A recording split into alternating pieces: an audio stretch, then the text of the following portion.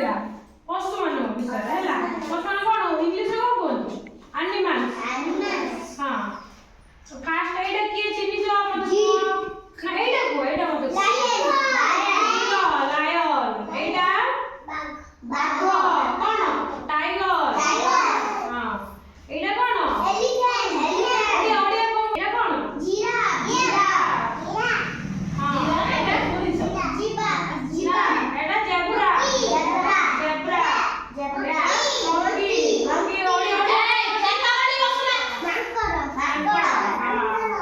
ତାପରେ ଏଇଟା କଙ୍ଗାରୁ।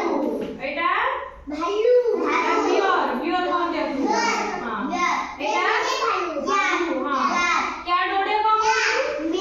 ବିଲେଇ। ଏଇଟା ଡଗ୍। ଓଡିଆ କଣ? କୁକୁର। ହଁ ଏଇଟା ମେଣ୍ଢା। ଶିପ୍। ହଁ ଏଇଟା ତମେ ସବୁ ଖାଅ ସମସ୍ତେ। ଏଇଟା କଣ? ଛେଳି। ଗୋଟ୍। ଏଇଟା ଗାଈ। କାଓ। ଏଇଟା ଅଟୋ ଉପରେ କିଏ ବସିଛ? ବସିନ?